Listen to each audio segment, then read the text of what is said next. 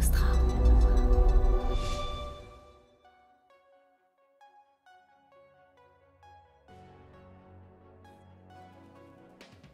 Dans les choses marquantes, il y avait la présence de nombreux médias ukrainiens, et notamment avec l'équipe du Kyiv Independence, qui est un média anglophone composé d'Ukrainiens, mais qui est en fait à destination d'un électorat plutôt international. Et ce qu'ils racontaient, c'était au début, on était parti en mode start-up, on s'est dit qu'on allait avoir du mal à trouver de l'argent, et on a vite compris en fait qu'on allait avoir un énorme succès financier probablement. C'est cette double tension entre, en fait, on va trouver pas mal d'argent et de soutien, mais on s'apprête à vivre la crise existentielle pour notre pays.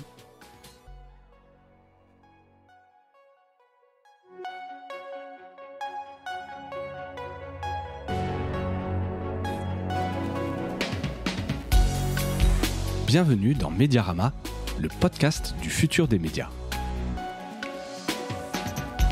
Je suis François Desfossés et chaque semaine, je rencontre des entrepreneurs, des têtes penseuses et des experts de la galaxie média. Ce podcast est proposé par Cosa Vostra, agence de conseil tech et créative. Retrouvez-nous sur cosavostra.com.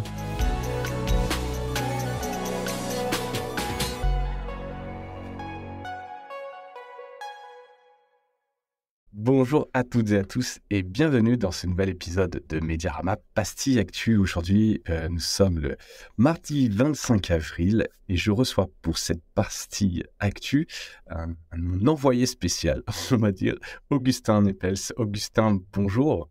Bonjour François. Pour ceux qui ne te connaissent pas et qui auraient donc loupé ce super épisode que j'avais fait avec toi, tu es le DG cofondateur des Jours. Voilà, je vous invite, si vous voulez mettre pause et aller écouter ce premier épisode pour bien découvrir toute l'aventure des Jours. Mais c'est aujourd'hui, tu es avec notre casquette, je t'ai envoyé spécial parce que tu étais la semaine dernière au Festival international du journalisme de Pérouse, Perugia 2023, dont tu reviens... depuis, voilà, ça doit faire 48 heures que tu es rentré avec des paillettes dans les yeux. Il y a eu plein de choses. Tu m'as dit que le programme était très riche. Donc, je suis ravi de t'avoir pour que tu nous racontes un peu ce que tu as vu, plus 2-3 sujets d'actu qui, cette semaine, m'ont paru importants. On va parler de BuzzFeed et de Schumacher et de l'IA. Je vous expliquerai le rapport. Mais tout d'abord, tes impressions un peu à chaud avant qu'on entre dans le concret de ce que tu as vu là-bas. Oui, merci François. Effectivement, j'y allais dans un but pour les jours d'ouverture d'esprit, de voir un peu ce qui se disait ailleurs en Europe et dans le monde sur l'actualité du journalisme. Ça faisait des années que j'entendais parler de ce festival à chaque fois que je croisais dans une conférence ou professionnellement un autre média indépendant européen similaire au jour. Je les entendais toujours se dire entre eux, bon, on se voit l'année prochaine à Pérouse. Et donc, je me suis dit qu'il fallait que j'aille voir de quoi y retourner. Alors je me doutais que l'un des attraits de ce festival, c'était forcément l'idée d'être au printemps dans une superbe ville italienne, et je confirme que les lieux sont assez incroyables. En plus, Pérouse, c'est une ville superbe, les conférences ont lieu à 5 ou 6 endroits de la ville, dans des salles incroyables, donc voilà, rien que pour ça, d'une certaine manière, ça vaut le coup. En plus, c'est un festival très libre d'accès, hein, il n'y a pas besoin d'inscription, on se pointe à Pérouse et on va dans les conférences, et c'est premier arrivé, premier assis, quoi. Il n'y a pas de premier assis. C'est sur 4 jours, hein. C'était de jeudi à dimanche, donc le programme est riche. Et comme tu dis, libre accès, ce qui est quand même un format original, parce que quand même souvent ces conférences-là sont très chères. Là, c'est pas le cas, c'est pas le format. Voilà, c'est pas le format. Le festival sélectionne, évidemment, les gens peuvent proposer des panels et sélectionne les speakers. Donc il y a un line-up, on va dire, assez impressionnant, parce que c'est l'un des attraits de ce festival, c'est que c'est un mélange c'est un des rares festivals, me semble-t-il, où se parlent, entre guillemets, les grands médias, grands et petits médias européens, mais aussi américains. Donc il y avait des gens du Washington Post, de Reuters, de l'AP, de grosses institutions US, même de Sémaphore. Vous qui êtes un fan de Sémaphore, j'ai vu des gens de Sémaphore sur le panel. Et aussi, pas que des gros médias, aussi plein de freelancers de partout, de pigistes de partout en Europe. Donc vraiment un mélange assez chouette. Au cours du festival, j'ai pu croiser et parler avec des gens de Bellingcat, du Reuters Institute, du Guardian, du Washington Post, de Mediapart aussi. On en parlera. Il y avait Cécile Sourde de Mediapart qui faisait une intervention, et de pas mal de médias indépendants européens. Donc très très riche, très bel endroit. Et finalement, mon seul regret, on en parlait avant de commencer l'enregistrement, c'est peut-être une petite sous-représentation des médias français, puisque à part Cécile Sourde de Mediapart et Laurent Richard et Sandrine Rigaud, si je dis pas de bêtises, de Forbidden Stories, qui sont les gens qui reprennent les enquêtes de journalistes assassinés, et il n'y avait pas d'autres représentants de médias français, ce que je trouve un peu dommage. Donc petit appel à mes camarades à venir. Après, alors là, la question peut-être un peu candide, mais donc là, tu parles vraiment par rapport aux speakers, au line-up, etc. Est-ce que c'est, il faut le demander pour participer, ou c'est parce qu'ils sont d'une manière générale pas assez présents, pas assez visibles, et on ne pense pas à eux pour les inviter, parce qu'on a quand même des beaux succès, des beaux projets en France. Bah ouais, je suis pas dans le secret. Invités, hein. Je suis pas dans le secret des dieux sur comment ils sélectionnent. Ce que je sais, c'est que sur le site du festival, il y a un formulaire disant proposer un panel. Alors, je ne sais pas comment ils sélectionnent et je ne sais pas si dans le fond, il y a plein de médias français qui avaient proposé des choses et qui n'ont pas été retenus. Et si c'est le cas, mais à coup de pas d'avance, je ne sais pas du tout. Mais ne serait-ce que même dans les participants, même non-speakers, j'ai vraiment pas croisé beaucoup de Français. J'ai croisé des gens de Vox Europe, qui est un média européen qui est souvent dans ce truc-là. Voilà. Non, à part ça, je pense que j'ai vraiment pas croisé très peu de Français. J'ai quand même traîné 3 jours là et parlé avec pas mal de monde, donc je pense qu'il n'y a pas une grosse présence, clairement, même dans le... Non, je suis sûr, j'ai épluché un peu le line-up, donc on parle de plus de 100 speakers, hein, donc ça c'est énorme, effectivement. Il faut pas de français là. Ça c'est dommage. Peut-être voilà, un appel aux médias, faites-vous connaître, ou allez suggérer des projets que vous avez vus pour l'édition 2024, qu'on soit un peu mieux représentés. C'est quand même dommage, alors qu'il s'en passe quand même des choses en France. Tu y as passé 3 jours, comme tu as dit, donc je sais pas, en 3 jours, évidemment, il faut faire des choix. Tu peux pas assister à tout en même temps, mais est-ce qu'il y a des sujets ou des panels qui t'ont vraiment marqué, qui sortent du lot, ou qui sont un peu les gros sujets que tu as sentis très présents à ce festival? Ouais, c'est vrai qu'il faut faire des choix, hein. Il y a en permanence 4 ou 5 événements en simultané, donc on peut pas tout voir et voilà. Mais dans les choses marquantes et dans les choses qui étaient très présentes au programme et qui m'ont moi marqué dans ce que j'ai vu, il y avait l'Ukraine en premier lieu, évidemment quand même l'événement international majeur de ces derniers mois, de cette dernière année, et de cette dernière année, une présence de nombreux médias ukrainiens, et notamment, moi j'ai été très marqué par 2 panels, l'un avec l'équipe du Kyiv Independence, qui est un média anglophone composé d'Ukrainiens, mais qui est en fait à destination d'un électorat plutôt international, qui est un peu qui porte la voix de l'Ukraine à l'étranger, qui donne beaucoup de contexte aussi. Ils expliquaient leur démarche. Hein. C'est des gens qui étaient avant dans un média ukrainien détenu par un oligarque qui s'appelait le Kyiv Post, si je dis pas de bêtises, et 3 mois avant la guerre, ils sont tous quittés en masse ce média parce que l'oligarque qui les détenait faisait pression sur leur indépendance éditoriale, et donc ils avaient décidé de se lancer en indépendant, de faire un crowdfunding, enfin vraiment en mode start-up. C'est une équipe jeune, en les voyant, tu vois qu'ils sont très dynamiques, très entrepreneuriaux dans leur démarche, et puis évidemment, c'était 3 mois avant la guerre, et ce qu'ils racontaient, c'était assez impressionnant. Ils racontaient, au début, on était parti en mode start-up, on s'est dit qu'on allait avoir du mal à trouver de l'argent, et on a vite compris en fait que on allait avoir un énorme succès financier probablement, vu ce qui se tramait, vu la montée de tensions aux frontières, mais que notre pays allait être envahi. Et voilà, donc c'était cette double tension entre, en fait, on va trouver pas mal d'argent et de soutien, on va avoir des moyens, mais on s'apprête à vivre la crise existentielle pour notre pays. Oui, ce qui est très paradoxal. Voilà. Tu t'attends pas forcément. Tu vois que tu vas avoir du succès, mais en fait, il dépend de ton pays, ta liberté. Exactement, et ce qui était assez remarquable, c'est qu'évidemment, tous ces Ukrainiens et ceux qui viennent indépendants, c'est ceux dont je vais parler après, on ne peut pas leur reprocher, ils ont forcément un point de vue sur la guerre et sur ce qui se passe dans leur pays, ils sont forcément en soutien de l'indépendance, de la liberté d'Ukraine, mais c'est aussi d'excellents journalistes.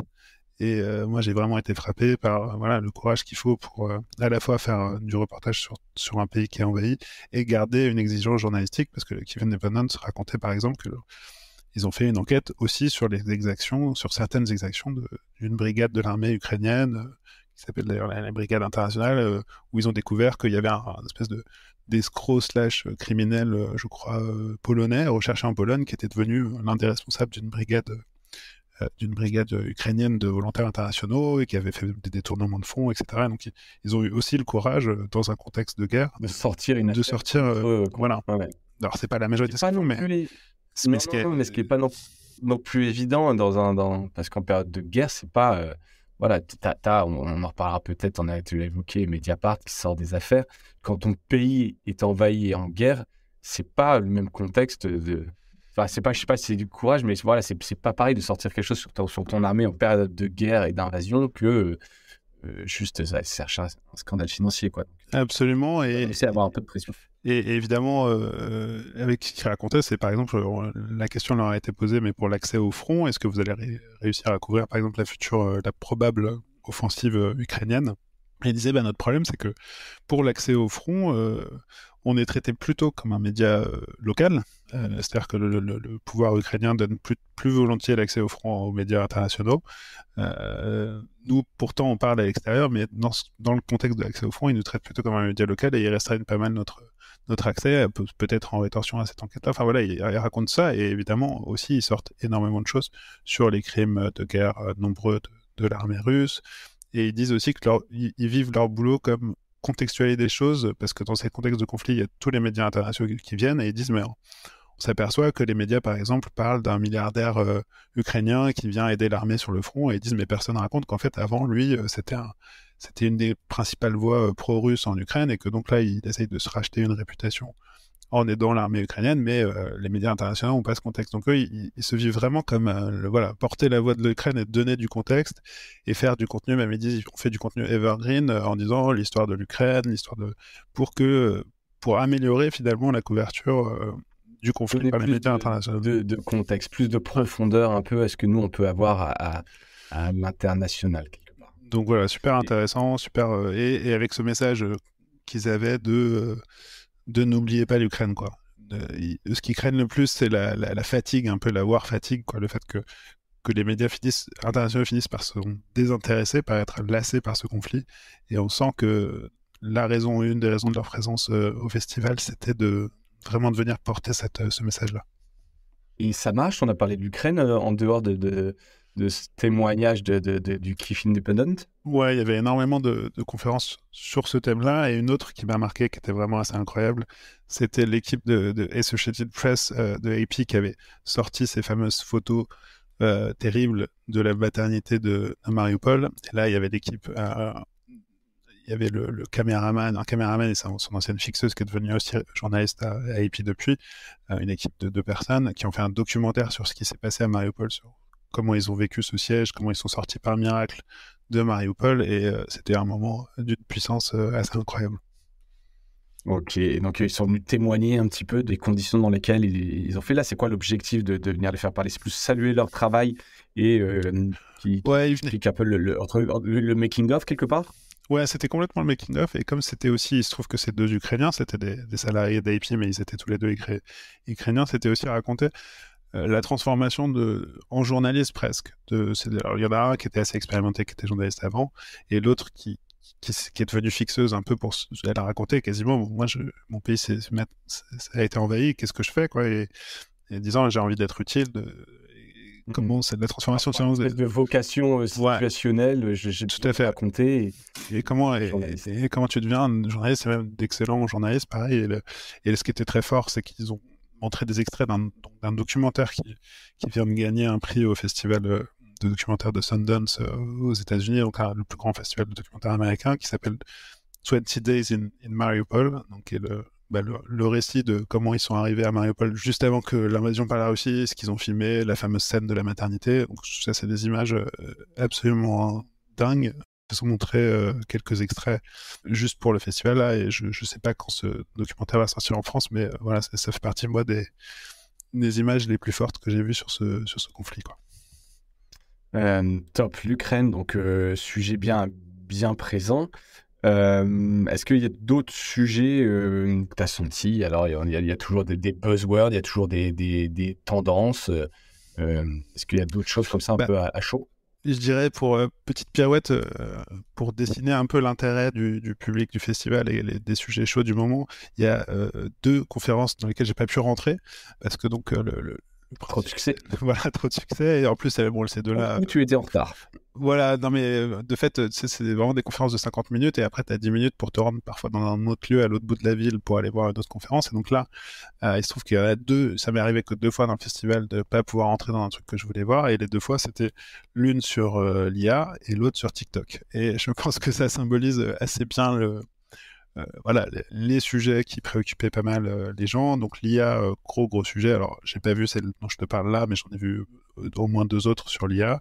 Et TikTok, il y en avait d'autres. Je trouve que moi, j'ai pas vu d'autres confs sur TikTok, mais il y en avait au moins 3 ou 4 dans le festival. Ce qui est fou, hein, alors c'est évidemment pas un signal faible parce que ce serait complètement passer à côté de la vague TikTok, mais je veux dire, il y a quelques années, on aurait parlé de Google, de Facebook, TikTok, on regardait ça de coin de l'œil, ces trucs d'ados où ils font des challenge dance.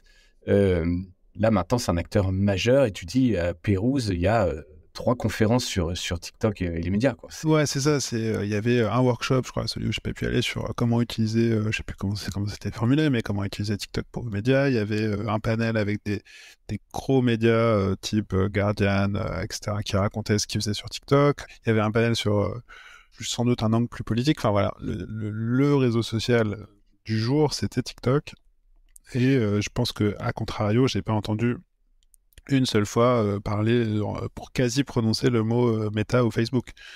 Quand on se souvient de l'importance quand même qu'avait Facebook dans les conversations et dans l'écosystème des médias mondiaux il y a encore 2-3 ans, c'est assez frappant de voir presque charnellement presque la désertion, en tout cas peut-être pas la désertion, le mot est trop dur, mais la mise en retrait de Facebook sur son engagement avec les médias. Ce qui n'est pas le cas de Google, hein, qui était un des sponsors de la conférence d'ailleurs.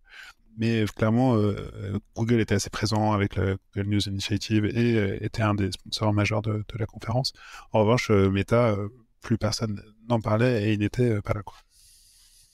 Donc, clairement, c'est leur politique. Ils ne veulent plus de médias, ça les intéresse plus. Ça reste une source importante de trafic, hein, il ne faut pas l'oublier, mais il n'y a plus d'innovation, il n'y a plus rien, il n'y a plus de stratégie. Donc, plus de Facebook. Donc, TikTok qui est là remplacé. Donc, bon, dommage, tu n'as pas pu assister à cette conférence. Mais on en aura d'autres. L'IA, donc, l'IA, tu me disais. Gros sujet, avec ce côté assez vertigineux de... T'as l'impression qu'avec l'IA, je sais que t'en as parlé pas mal dans le podcast, on a l'impression d'une version très très accélérée du cycle de la hype. C'est-à-dire que bon, évidemment, ça fait des années qu'on parle de l'IA, mais depuis l'explosion de ChatGPT, il y a eu le moment où à peu près tout le monde, tout le monde dans les médias, tout le monde. Enfin, moi, j'étais au restaurant, le serveur du restaurant, il nous entendait parler. Il y a 3 mois et demi. Voilà, ça, il nous entendait parler d'IA et il nous disait, moi, j'utilise l'IA pour faire mes devoirs de finance. Donc, du chauffeur de taxi au patron de rédac, tout le monde s'est mis à parler de l'IA. Et là, tu avais presque l'impression, alors évidemment, tout le monde en parlait, mais qu'il y avait déjà une forme de fatigue, genre. On en a presque trop parlé déjà. C'est-à-dire que tu vois, l'accélération du cycle était impressionnante. Et donc il y avait un panel. Moi, j'ai assisté à un panel avec quelqu'un de AP, avec le responsable de l'innovation du Guardian et avec une éditrice de Sémaphore qui était l'ancienne de Reuters, qui donnait plutôt le point de vue des gros sur l'IA. Avec, je te dis, j'ai presque senti ce côté. On est déjà un peu fatigué de cette histoire, donc. Un peu. Il faut, alors que c'est. Alors après, est-ce que c'est la faute de l'IA ou est-ce que c'est un signe des temps modernes que ça va tellement vite, la propagation de quelque chose qu'effectivement, on en parle beaucoup, mais j'ai l'impression qu'en termes d'usage, il y a encore c'est encore plein de choses à faire et qu'on est évidemment. Non, mais on a cette révolution. Et alors, est-ce que ça va être un truc buzzword à la NFT, crypto, où en fait ça va faire pchit derrière, et machin. Moi, j'ai l'impression que non, tellement ça va être révolutionnaire, mais c'est marrant que tu sentes ou qu'il y ait déjà ce sentiment un peu quoi, de fatigue où on en parle trop, peut-être, mais ouais, je crois que c'était le type du Guardian qui, c'est paradoxalement, disait finalement, est-ce que le meilleur truc qu'on n'a pas à faire, c'est juste de prendre une grande respiration et d'attendre 6 mois de voir ce qui se passe. Après, il y avait ça, il disait pas que ça, mais voilà, c'est ça qui m'a marqué sur le côté. Est-ce qu'on n'est pas déjà un peu fatigué? Après, il y avait ce discours porté par AP notamment qui était bon, l'IA va pas remplacer les journalistes, mais l'IA fait un excellent assistant de journaliste, quoi. C'est vraiment le super assistant. Le super assistant. La distinction a été pas mal faite, que tu as déjà eu, je crois, dans ton podcast que j'avais écouté, qui était super avec Olivier Martinez, sur attention aux limites, ces instruments, ces modèles de langage ne sont pas là pour rapporter des faits, ils sont là pour, par contre, faire des tournures de phrases incroyables, grande aisance pour résumer des textes, pour imiter des styles, etc. Donc voilà, à la fois les forces et les limites. Il s'interrogeait pas mal sur qu'est-ce que... Effectivement, le discours n'était pas du tout que c'était que de la hype, hein, le discours était ça va changer pas mal de choses, on ne sait pas encore quoi. Une des remarques finalement qui m'a le plus intéressé que j'ai entendu, c'était un potentiel que j'avais pas en tête moi sur l'IA et l'info locale. Il disait par exemple pour retranscrire massivement des conseils municipaux, aller choper les bandes son de conseils municipaux, en refaire des textes, en faire des bases de données ensuite exploitables, ce genre de choses. Quand il y a une masse d'informations locales où se cachent des pépites intéressantes, par exemple, pourquoi pas utiliser cette puissance-là. Il y a Semaphore qui disait, nous, on utilise déjà l'IA pour le proofreading, enfin pour l'édition. C'est le meilleur, c'est le meilleur relecteur qu'on connaisse. Clairement.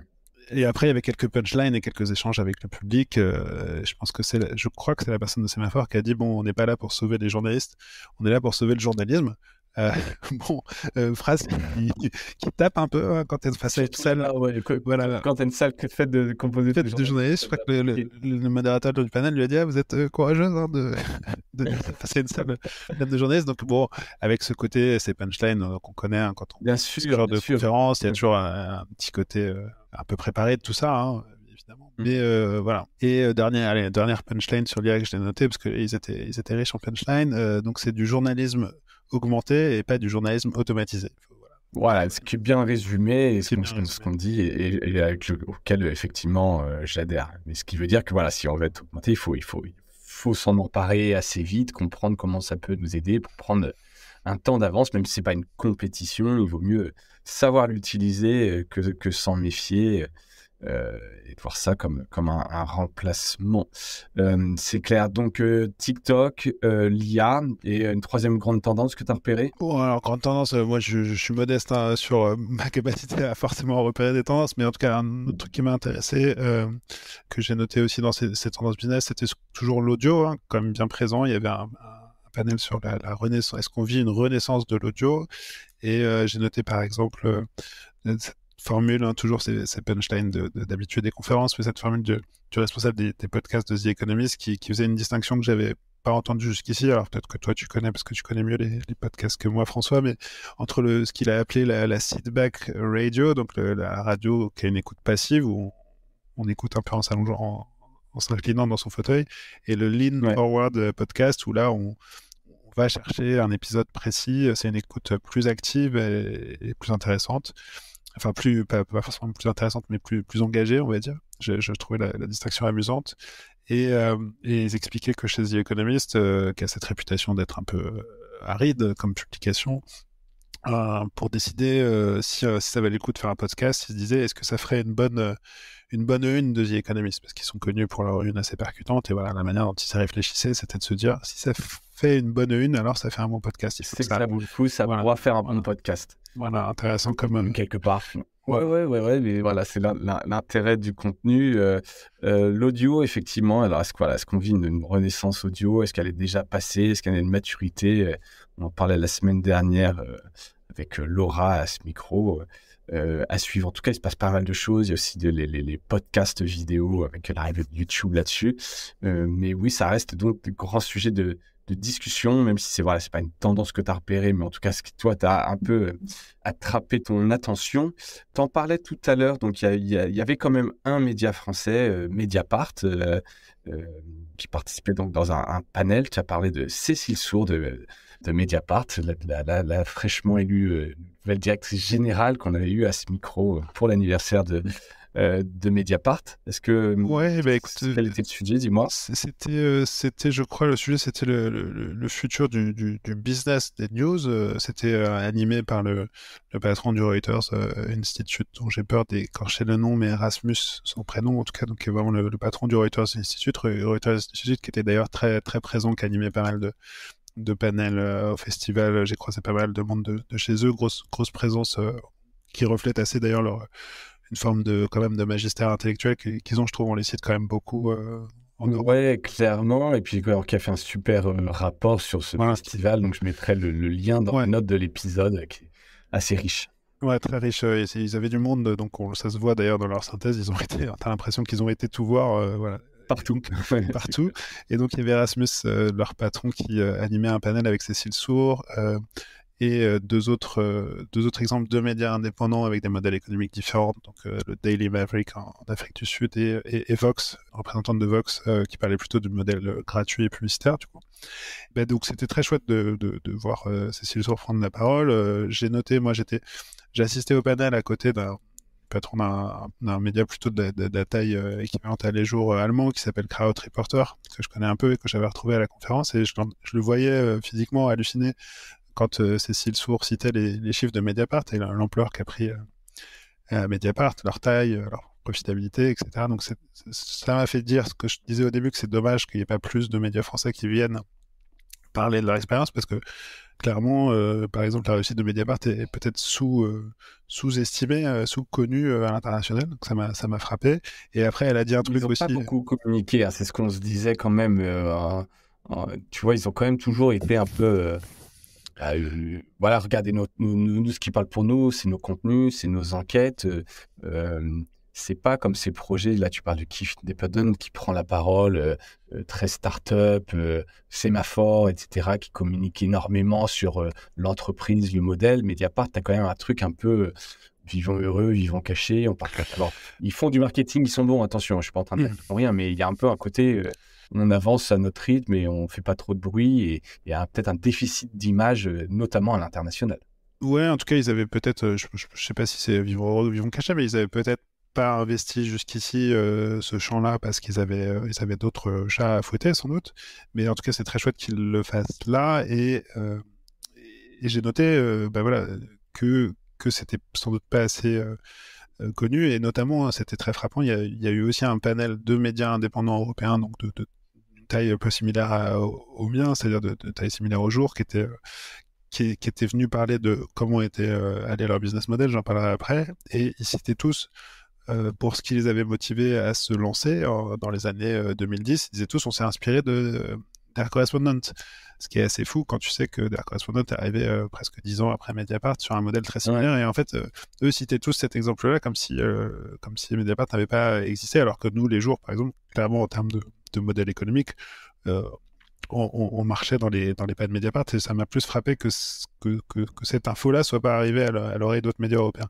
Et donc, non, juste Ouais. pour finir sur ce que Cécile Sour était venue dire, elle a présenté le, le, le business de Mediapart, ce qui avait pas mal impressionné le public, et elle a dit sur les choses qu'il préparait, elle a dit un truc qui m'a quand même pas mal intéressé, parce qu'elle a dit, bon, nous, on veut renforcer notre indépendance financière et mettre des réserves de côté parce qu'on se dit qu'il y a un scénario possible où il y a une alternance radicale en France, le RN gagne et on est interdit. Et donc, qu'est-ce qu'on fait? Comment on se prépare à une telle éventualité? Bon, ben, ça fait un peu bizarre d'entendre ça. Hein, Ça fait un petit choc. ouais, ça Ça fait un fait le petit choc. projet, tu te dis, ok, bah ouais, c'est malheureusement un scénario probable, et il y a plein de Probable, je médias sais comme pas, ça. mais Hein. en tout cas, Bah, possible et ça fait réfléchir, comment on dit. Voilà. ça a fait réfléchir. En tout cas, c'était bien de voir quand même Mediapart prendre la parole et que Cécile, qu'on salue, soit là-bas. J'espère que ce scénario restera un scénario, évidemment, et qu'on aura toujours un pluralisme de la presse, quand bien même ça fait mal et ça tape sur nos gouvernants. Plus d'un point de vue business, là, on a parlé voilà, des grands sujets, on a parlé des grands thèmes. Est-ce que tu as vu des opportunités business ou des formats intéressants, que ce soit format édito, format de modèle économique aussi, qui sont aussi des sujets qui nous intéressent particulièrement? Alors, c'est au croisement, hein, c'est à l'intersection de l'édito dont on vient de parler du business, mais c'est vrai qu'il y a il y a beaucoup de panels qui ont couvert cette tendance qui a quelques années déjà des grandes enquêtes collaboratives qu'on connaît avec tous ces fameux leaks, les Panama Papers, voilà, tous ces grands leaks qui alimentent des grandes enquêtes internationales collaboratives. Donc il y avait pas mal de gens qui étaient venus en témoigner. Il y avait l'ICIG qui était là, Forbidden Stories, donc c'était les seuls autres Français que j'ai entendu parler, Laurent Richard et Sandrine Rigaud, donc, qui venait un peu présenter tout ça. Et c'est vrai qu'il y a ce côté, il y a quand même un truc qui a changé dans l'intersection de l'éditorial et du business ces dernières années, c'est cette tendance à sortir des très grosses enquêtes simultanément dans plusieurs pays, avec un leak et qui donne lieu à une grosse collaboration entre médias. Donc j'ai trouvé ça intéressant d'entendre tous les grands acteurs de ces leaks parler aussi de comment ça s'organisait, parce que c'est vrai que la collaboration entre rédactions sur plusieurs pays, c'est quand même pas un truc qui était évident à la base dans le fonctionnement Non. des médias. C'était aussi intéressant, je dirais de manière un peu, on va dire, j'ai envie de dire un peu, de manière un peu aiguillonnesque, d'entendre ce dont il parlait pas, parce que c'est vrai que tous ces grands leaks, ce qui est à noter, c'est que c'est souvent quand même un ou deux max médias par pays. Et le grand angle mort, et j'en parlais un peu en off avec un des panélistes après, c'est mais comment vous choisissez vos partenaires, pourquoi c'est Le Monde et pas Mediapart qui a les leaks en France, pourquoi c'est le Washington Post et pas le NYT qui a les leaks aux États-Unis. Et j'en parlais avec l'un des membres d'un panel après, et il disait ouais, c'est un vrai sujet, on n'en parle pas trop, mais ça reste, la collaboration, ça marche bien à l'international, mais il y a quand même des sujets de concurrence et de compétition, et l'accès à ces leaks, c'est aussi un avantage concurrentiel pour les médias qui ont accès, évidemment. Donc voilà, c'est plus une petite réflexion sur cet âge d'or des leaks, et pose aussi Quelques questions. quelques questions de fonctionnement et de voilà. Mais après, je pense quand même avec un bilan globalement très positif d'impact. C'est incroyable de C'est clair. Et puis, la possibilité pour des petits médias de s'associer parfois à des gros, de sortir des grosses affaires là où jamais ils auraient pu avoir accès à ça. Donc, il y a ce côté effectivement collaboratif. Il y a des plateformes qui permettent de faire ça maintenant beaucoup plus facilement. Tu as l'IA aussi qui permet un peu de diguer. Voilà, donc ça, c'est quand même évidemment côté très très cool de toutes ces communications entre des médias. Et j'imagine qu'un festival comme Pérouse, là, permet aussi à des médias de se rencontrer, d'imaginer des enquêtes ensemble à venir. Donc, on le salue. Et Forbidden Stories, ce serait aussi assez chouette de les avoir sur Mediarama pour en parler. Ils font un gros boulot. Ils font un très gros boulot, effectivement. Tu voulais après parler de membership des médias. C'est un sujet évidemment qui t'intéresse. Est-ce que tu as vu des choses intéressantes? Ouais, l'un des trucs que j'étais venu voir aussi, c'était il y avait un panel donc avec des médias, donc pour les citer, Kraut Reporter en Allemagne, Zetland au Danemark et République en Suisse, qui publient en allemand, en suisse alémanique, qui sont des homologues, des équivalents de Les Jours dans ces pays-là, qui venaient un peu parler de comment ça va, en gros, le business du membership, c'est comment ça va pour des médias indépendants qui se sont fondés là-dessus. Je dis membership au sens large parce que certains sont plutôt sur abonnement, certains sont en DPO ou pas, mais on parle de médias indépendants qui n'ont pas de pub et qui vivent globalement de leur audience, contribution de leurs lecteurs, quoi. Et ce que j'ai noté quand même, c'est voilà, un peu comme ce qu'on connaît en France, hein, tout le monde notait que la concurrence était devenue très très rude, notamment des médias traditionnels qui s'étaient réveillés sur l'abonnement, donc avec une petite tendance à la stagnation, voire à la régression des memberships ou des abonnements. Un vrai défi sur la croissance. Donc à la fois, message en demi-teinte, mais moi qui m'a aussi, qui fait relativiser aussi ce qu'on connaît chez nous. Hein. Pour un média comme Les Jours, c'est intéressant de voir que c'est aussi des tendances lourdes à l'échelle européenne. Hein. Ce réveil des médias traditionnels, cette concurrence féroce sur l'abonnement, c'est intéressant de voir qu'elle a lieu partout. Et dans les... Vas-y, je t'en prie, tu allais poser une petite question. Ouais, je voulais savoir si parmi ces raisons, donc il y a effectivement cette concurrence et les gros qui s'y sont mis avec des belles UX, des offres alléchantes, du contenu, et il y a quand même le contexte. Vous avez parlé un peu du contexte économique, de l'inflation, du fait que... et puis la concurrence aussi, par ailleurs, des plateformes de streaming. Absolument, tout ça. Ouais. La news fatigue aussi, hein, la fatigue informationnelle dont on parle pas mal, c'est aussi un terme que j'ai entendu. L'inflation, évidemment, pareil, hein, qui était très souvent cité par les panélistes. Et aussi le côté, et je pense que c'est une question qui peut nous arriver de se poser au jour et qui nécessite d'être resté toujours innovant.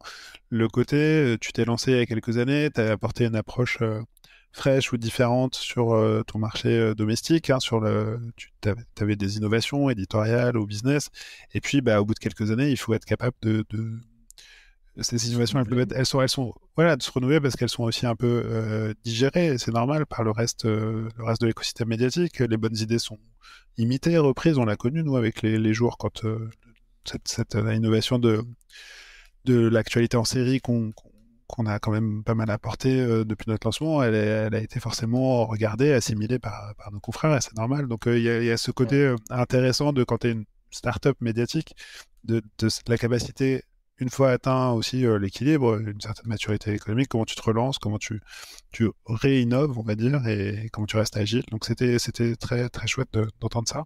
Des bonnes idées, justement, des choses, tu repars avec quelques idées. Alors, je sais pas si tu veux les donner. Je crois pas je crois pas je pense qu'il faut que les bonnes idées circulent par ailleurs, et je crois pas à la décalque. Non, il y a Zetland qui a raconté qu'il s'était tombé presque un peu par hasard sur un truc qui marchait bien pour eux. Ils ont créé un produit, une sorte de wrapper autour de Whisper, qui est une solution d'IA open source qui permet de faire de la transcription audio. Et ils en ont fait un produit vraiment destiné aux journalistes, à la presse. Donc l'idée, c'est que tu uploads ton fichier audio, que tu sors d'une conférence, d'une interview, et ça te sort une transcription très rapidement et de très bonne qualité. Et ils disaient qu'en quelques mois, ils avaient déjà 2000 utilisateurs payants, et que ça avait compensé quasiment une petite érosion de leurs revenus membership avec une solution en SaaS où ils ont qui s'appelle GoodTape. Hein, je peux leur faire un peu de pub. Donc, qui est un service de transcription pour tes interviews, quoi. Et avec voilà, pour les médias, avec un côté, ils ont joué sur le côté sécurisé, je crois, hein, pour être sûr que je connais pas le détail du produit, hein, je l'ai pas testé, donc je ne garantis pas que c'est parfait, mais voilà, en tout cas, j'ai trouvé l'idée chouette, de se baser sur un truc open source d'IA pour en faire un produit vraiment à destination des journalistes qui veulent retranscrire leurs interviews. Donc pas testé, mais voilà, j'ai trouvé l'idée chouette. Testé. Nous, on en utilise une qui s'appelle Trint, qui avait été financée par le fonds Google et lancée par des journalistes aussi à l'époque. Mais évidemment, avec l'IA et ces sujets, ça peut ton produit peut vite être concurrencé. Et donc, pardon, je reviens quand même sur ton idée qui est intéressante, qui est quelque chose que je prône, un peu de diversification. On a un petit outil en interne, ça peut aider les autres, ça peut être une ligne de revenus. Alors après, il ne faut pas que ça se défocus du business, mais en tout cas, intéressant de voir que il peut y avoir un petit peu de diversification et puis ça peut compenser un peu une érosion des revenus. C'est assez intéressant. Autre chose sur Écoute, non, pour finir un peu d'autopromo quand même, parce que c'était pas pour ça que je venais, mais il se trouve que en arrivant à Pérouse, j'ai appris qu'une enquête des jours avait été nommée au European Press Prize, donc qui est un prix des meilleures enquêtes européennes où il y a plusieurs catégories. Dans la catégorie Distinguished Reporting, on a été nommé parmi les 5 shortlistés pour une enquête super de Lena Bjurström sur les Samis, qui sont un peuple autochtone du cercle polaire. Donc voilà. En plus, voilà, je suis arrivé à Pérouse auréolé, on va dire, de cette nomination. C'était chouette. Il y a plein d'inconnus qui m'ont félicité. J'étais pas pour grand chose, mais voilà, j'en profite. Voilà, je représentais. J'en profite pour saluer la rédaction des Jours et Lena Bjurström pour cette enquête. Mais c'était pour nous aussi la petite bonne nouvelle du festival. Exactement, ça fait toujours plaisir, évidemment. Voilà pour ce petit tour de Pérouse, de ce festival du journalisme. Voilà, comme j'ai dit, je mettrai un lien vers une synthèse qui a été faite dans la foulée par le Reuters Institute, qui reprend un peu ce qu'eux ont vu, qui donne un bon aperçu quand même de la richesse de ce festival. Et décidément, il faudra y aller l'année prochaine. Bah écoute, on fait un panel ensemble l'année prochaine, François. On monte un panel, on y va et puis on enregistre directement là-bas. Soyons fous et pourquoi pas. C'est tout pour ce festival. Et après, moi, j'avais donc 2 news puisqu'on est dans une pastille actu que j'avais repérée, qui n'ont donc évidemment aucun rapport. Une qui est sur la fin de BuzzFeed. Rest in peace BuzzFeed News. En tout cas, la branche news, c'est un peu triste parce que voilà, BuzzFeed, j'ai quand même beaucoup cité.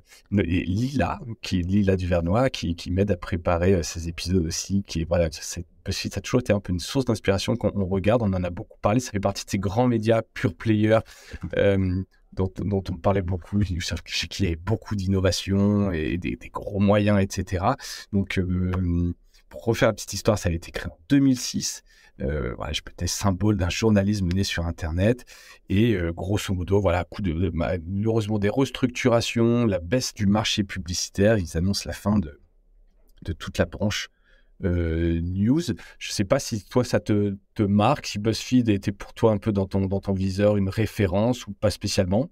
C'est marrant parce que je crois que la nouvelle est tombée. J'ai vu des gens, des freelances s'en parler pendant le festival. J'ai vu un panéliste, je crois que c'était quelqu'un du Reuters qui animait un panel, dire justement ce qu'animait le panel où il y avait Cécile Sour et comme il y avait Vox aussi, et une représentante de Vox, il a fait une petite blague sur le thème. Bon, tous les modèles de journalisme financés par la publicité et s'adressant au grand public ne sont pas menacés. D'ailleurs, Vox, vous en êtes un exemple. Donc voilà, il y avait ça planait un peu sur le... quand même présent, quoi. Ça planait un peu sur le festival. Après, il ne faut pas dire du mal des médias qui se ferment. Moi, BuzzFeed, c'était pas forcément la plus grosse tasse de thé, on va dire, dans l'approche du journalisme. Édito. Mais je trouve, en tout cas, dans ce qu'ils ont donné, que Ben Smith, qui était l'un des cofondateurs, est une voix intéressante. Alors lui, je sais pas si tu vois qui c'est, mais il a été longtemps chroniqueur média du New York Times et il avait quand même des super infos souvent. Et depuis, il a fondé le fameux Sémaphore. Donc il y a quand même cette filiation-là. Et je crois qu'il sort un bouquin d'ailleurs sur ces années BuzzFeed. Je pense que c'était pas prévu pour. Mais moi, ça sort au bon moment, ça va être assez intéressant. Un bouquin qui m'intéresse, voilà. Et je l'ai vu. Sémaphore a fait un petit article avec une thèse qu'on peut contester, hein, mais sur la fin de BuzzFeed où il disait finalement on revient. C'est comme si la décennie précédente avait été effacée. Les réseaux sociaux sont plus si présents. Les gens lisent des newsletters, presque des blogs, et se connectent directement aux homepage des sites. Alors, l'analyse peut être contestée. C'est intéressant comme observation.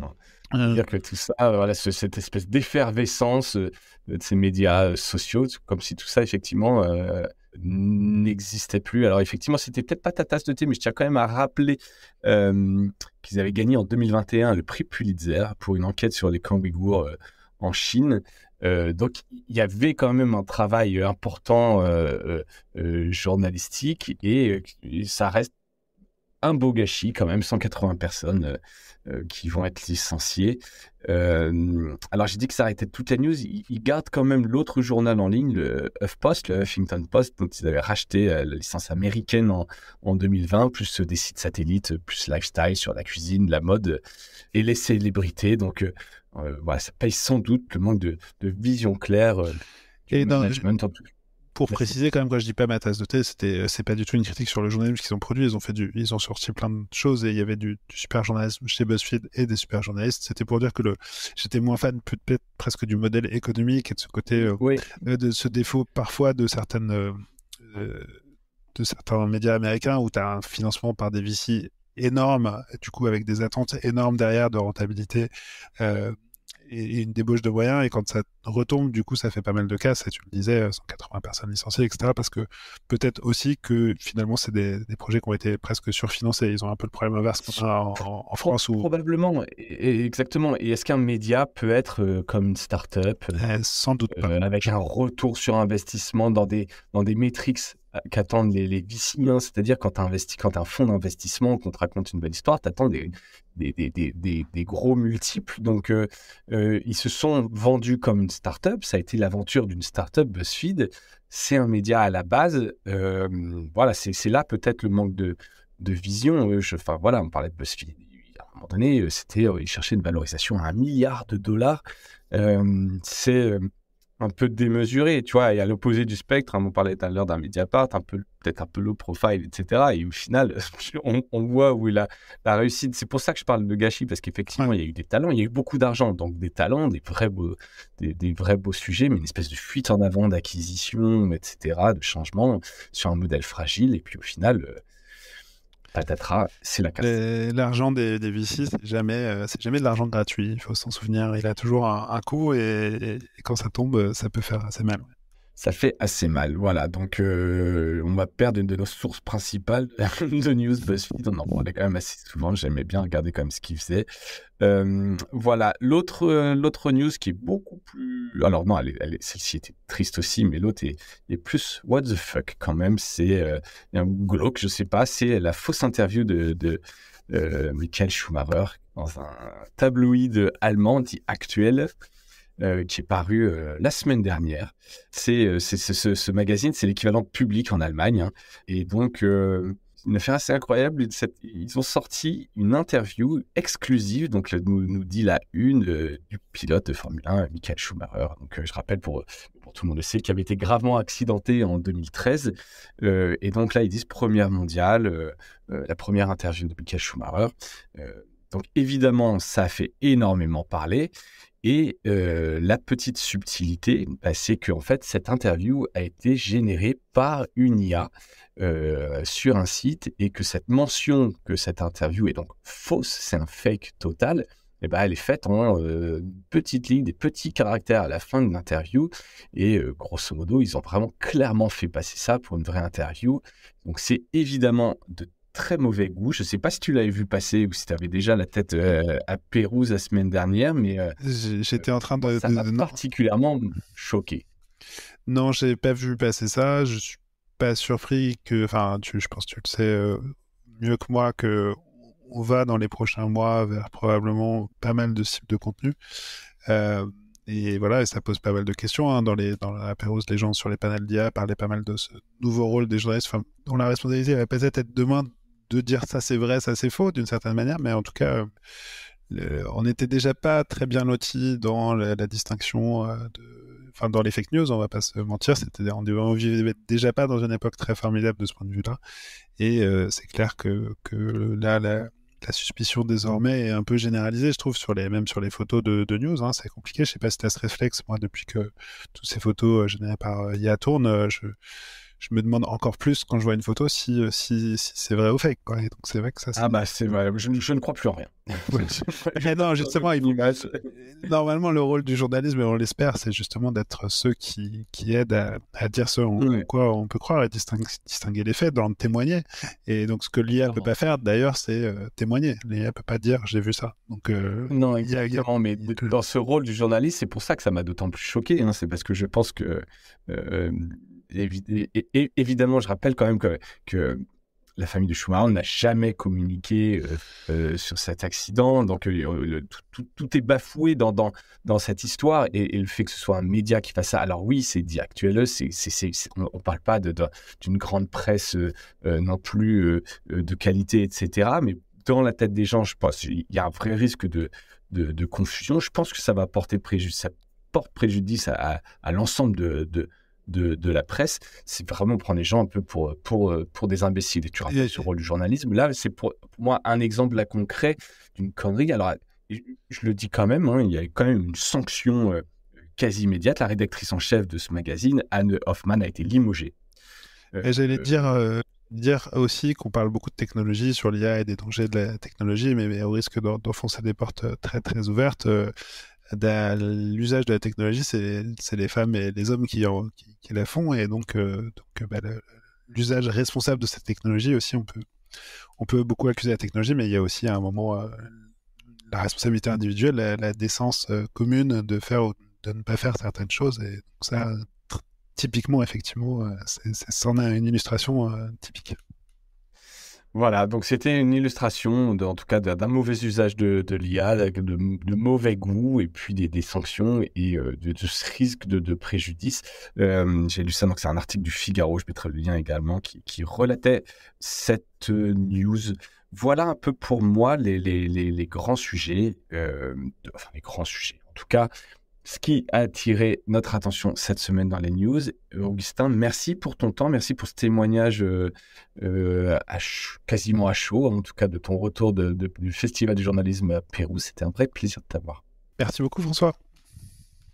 Et merci à toutes et à tous d'avoir écouté cette pastille actu, et je vous dis à bientôt. Salut.